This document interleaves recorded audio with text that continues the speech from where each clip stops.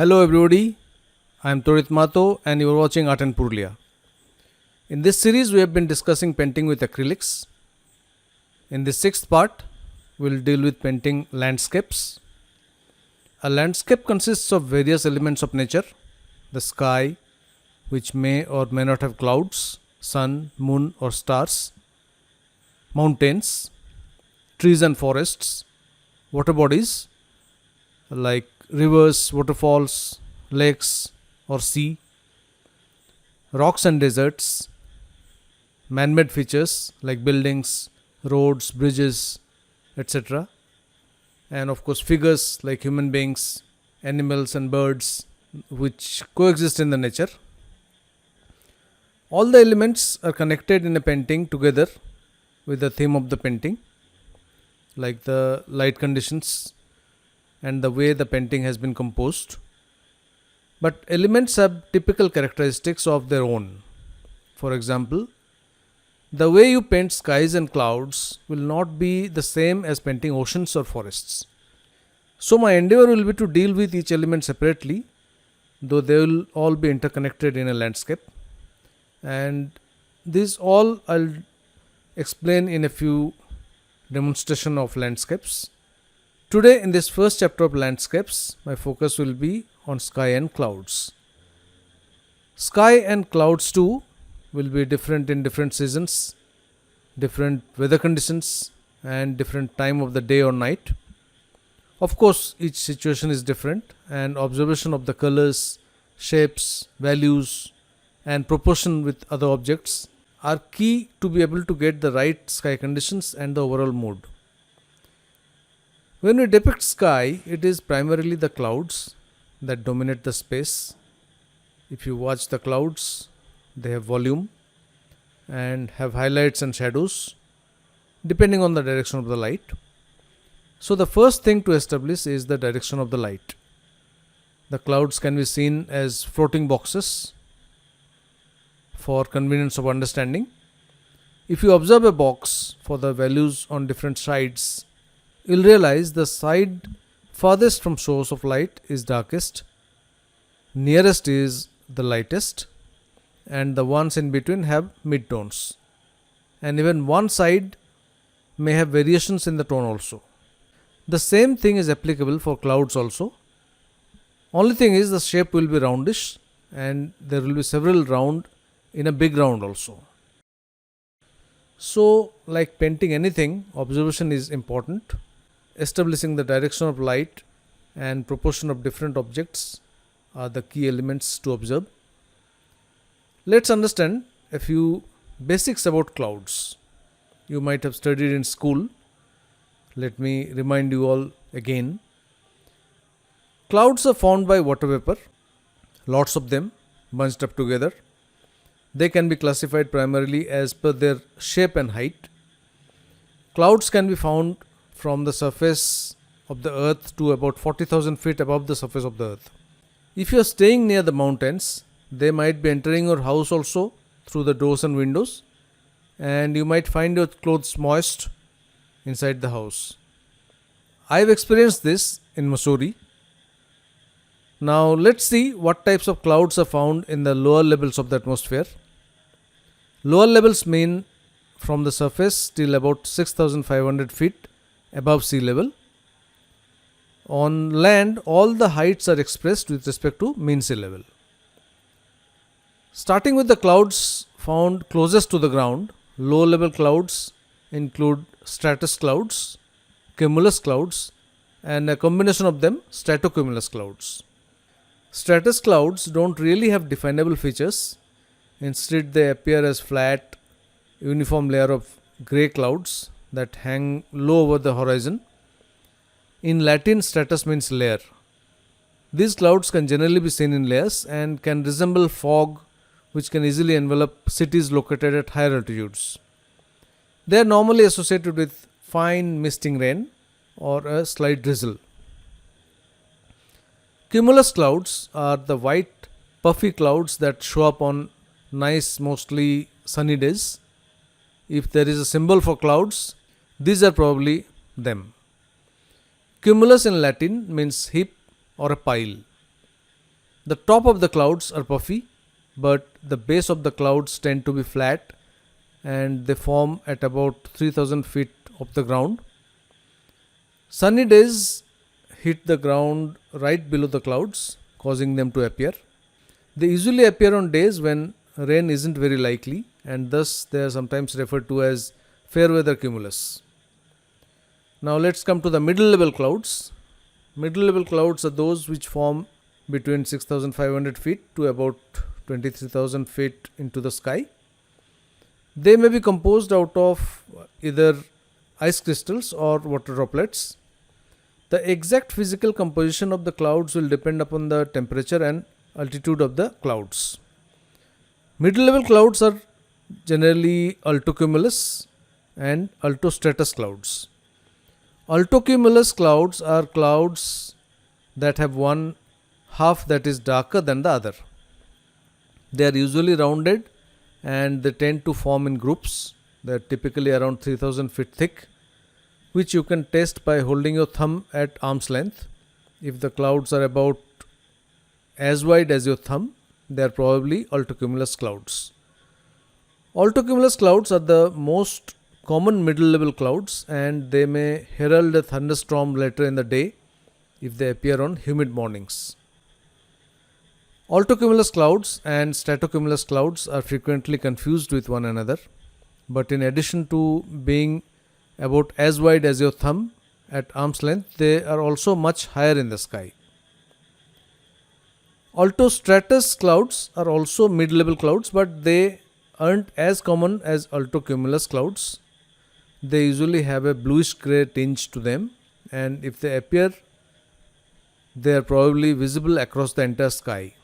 The sun or moon will be hazy through altostratus clouds, and their presence may indicate snow or rain later in the day. They usually manifest ahead of occluded or warm fronts, but can also be found alongside cumulus clouds when there is a cold front.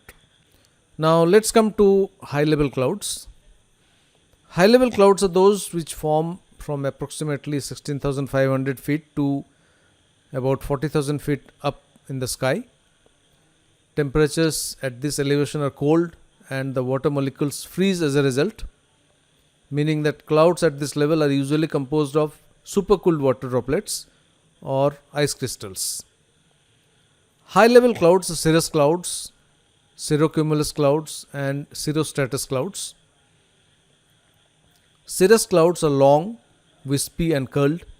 The tiny ice crystals that make up the clouds are found above 20,000 feet and are often referred to as mare's tails.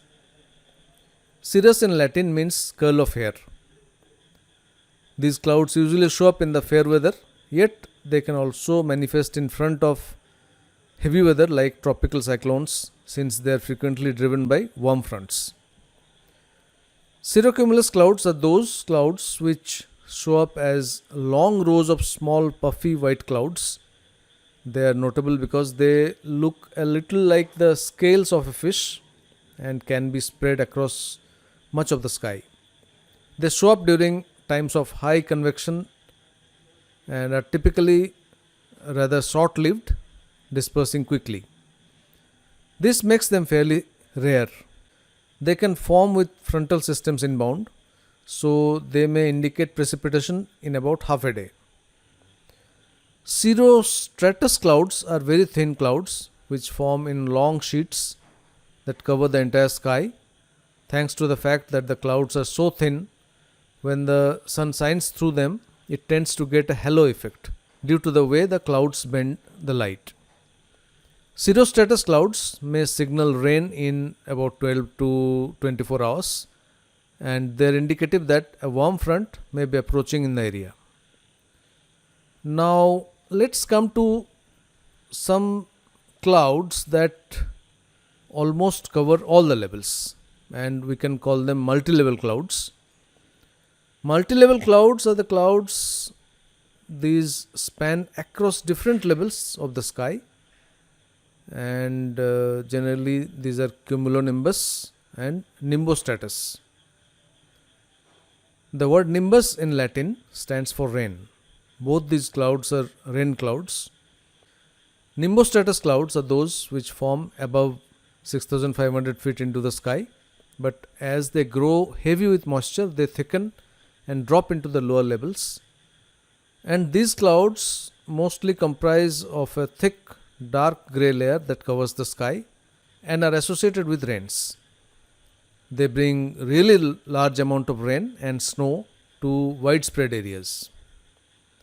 Then cumulonimbus clouds are clouds that can stretch across the low, middle and high cloud levels. These look like massive inflated cumulus clouds with puffy edges. They rise into towering cloud structures that have high tops shaped like cauliflower plumes or anvils. The bottom portion of the clouds are usually hazy and dark due to being laden with so much of moisture. Cumulonimbus clouds bring almost exclusively thunderstorms and can come with severe weather like hail and tornadoes. These are not liked by most of the mariners, including me, for the same reason. I remember we used to say, red sky in the morning, sailor take warning, and a red sky at night, sailor's delight. It definitely means a lot to the mariners. To explain how to paint each type of cloud and in different times of the day, it will take me ages because the shapes and colors, shadows and highlights will all vary. Even the background will vary. So I'll demonstrate just one sky today with some puffy cumulus clouds and also some scattered stratus and mostly white with the shadows being a bit dark. I'll paint this in a small canvas. This I had earlier applied some paint just to cover it up. I generally use the paint which is remaining on my palette after painting using acrylics because the paints I know will dry up eventually and I'll not be able to use them again. So applying on a blank canvas serves two purposes. One is it fills up with some color and I am not scared to paint on a colored canvas as a typically white canvas, and also it provides film of paint on the canvas which acts as a protective layer. Let's start with a blue wash, slightly graduated wash with dark on top and slightly light near the horizon. Intentionally I am changing the shade of the color a bit, making it slightly warm. Let's see, the whole painting I want to make a little warmer than the reference. Let's start.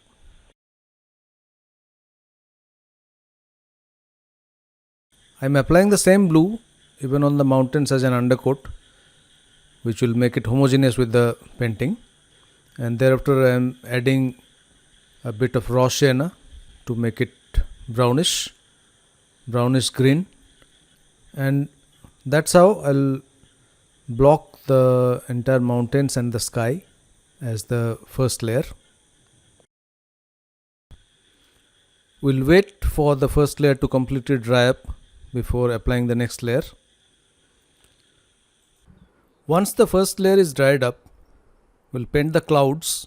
So for the clouds we'll start off with the mid tone. In white we'll just add a little bit of black and make a mid tone and apply to the whole cloud, and once that is dry we'll apply the highlights a bit more white and the shadows a bit more dark, where we'll add slightly more black, and thereafter we can blend both the sides so that it looks homogeneous.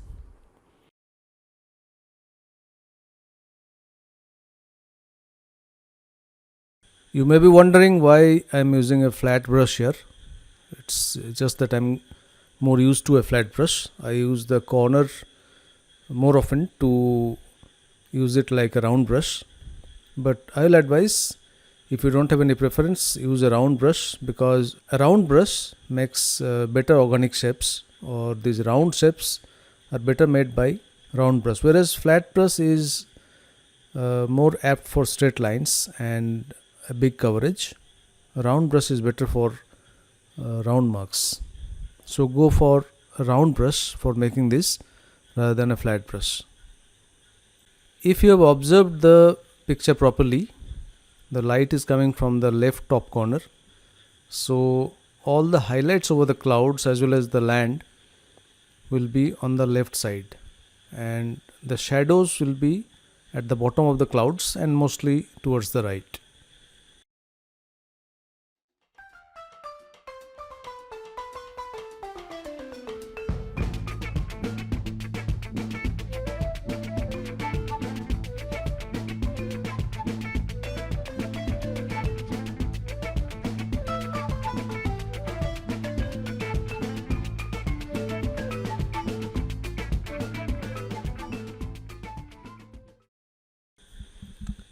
In this second layer, I am mostly concentrating on the values of the various features.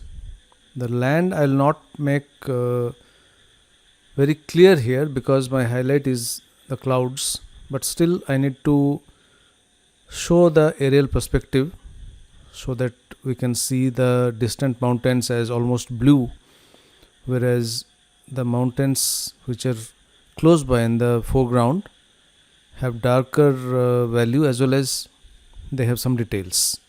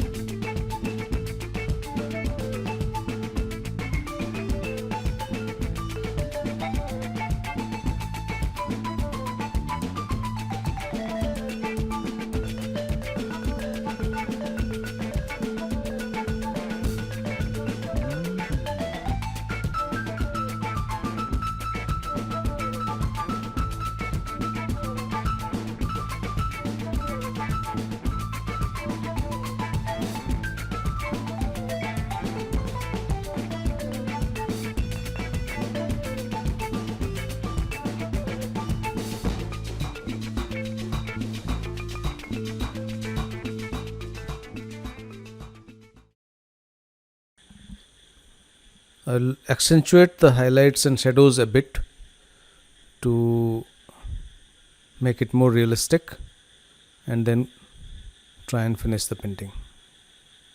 That's it for the time being, friends. I hope you liked the process as well as the idea behind various clouds and their shapes and how to paint them. If you have liked the video, definitely you may like to subscribe my channel and share the video with people with similar interests. In the next part, we'll see how to paint trees and forests. Thanks once again for watching. Keep safe. See you.